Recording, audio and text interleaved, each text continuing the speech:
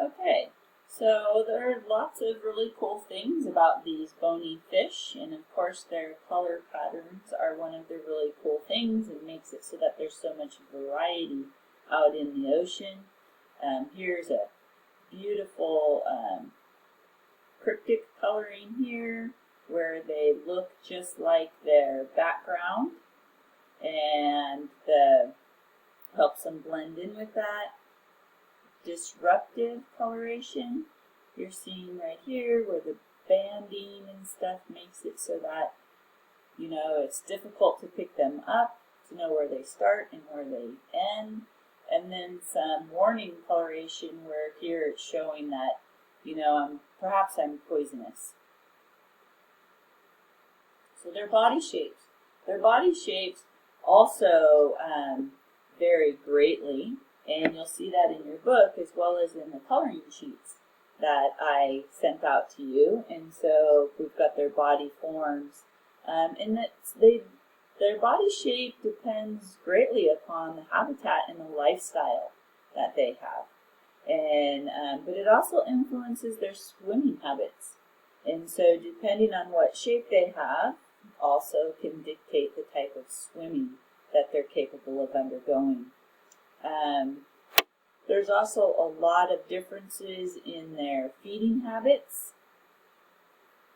And if you look at things like tuna and the bill fishes, they're very fast-moving predators that are streamlined with fins that serve as rudders. They're basically little swimming machines.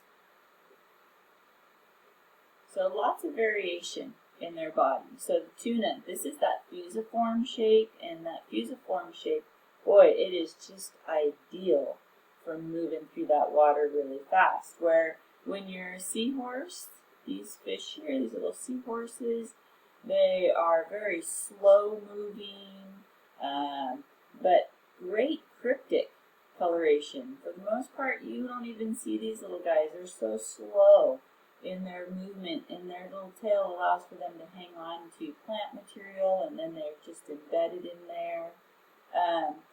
These guys who are able to blow themselves up, like the porcupine fish,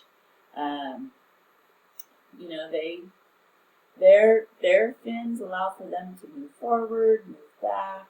Lots of variation when it comes to these bony fish. So, but their locomotion typically, because of the muscles that they have in their body, they're moving in an S-shaped pattern, and that S-shaped pattern is just moving that water, pushing the water from one side to the other side. And those bands of muscles that they have are called myomeres, and that's what's actually driving the swimming motion.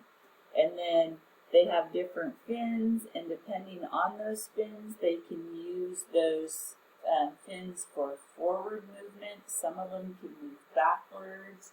So real different. Sharks don't have that. So sharks having that fixed fin makes it so that they're just constantly moving forward. They can't move backwards. So here's the idea of the movement of that S-shaped, pushing the water, allowing for them to move forward. Parrotfish, they're capable of moving back, moving forward because of their fin motion here. Same with the porcupine fish. Kind of cool. So take a look at those little swimming patterns. You might see them in some of those videos that I've posted. So again, the fin and that swim bladder allows for the body positioning in the water. And so in the sharks, because this fin here is a fixed fin basically, they're just going to move forward, and that's going to work much like the wings of an airplane. And according to the way they adjust that fin, they will then either move up in the water column or down in the water column. And their caudal fin basically forces their head forward in an upward direction. Notice the placement of their mouth. Okay, it's ventrally located, where for the bony fish, the mouth is terminally located. So it's out here at the end of their face. So that's really different. And then their fins allow for them to move in a forward direction. These muscles, the myomere muscles, are going to then do the same thing, move them in a forward direction.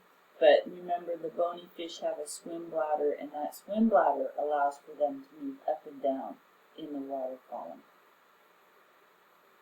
So the swim bladder is absent in sharks, but they do have a large lipid-rich, so fat, lipid is fat, rich liver, and that helps them with their buoyancy. And they tend to sink if they're not in motion, but their large, stiff pectoral fin provides lift, so they can change the angle of that and then drive some lift and move up and down in that water column. For bony fish, they're relying on that swim bladder, and being able to move gas in and out will provide them up and down inside the water column. And they can use their pectoral fins for swimming, but they're not usually needed for lift. That's going to be the swim bladder. The pectoral fins in many bony fish are flexible, and they're used for maneuverability.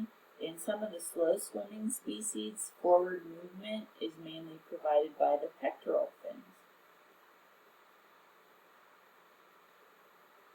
All right, so that's what I thought that we could cover today. And so I've included some videos for you to take a look at in this module, this week's module.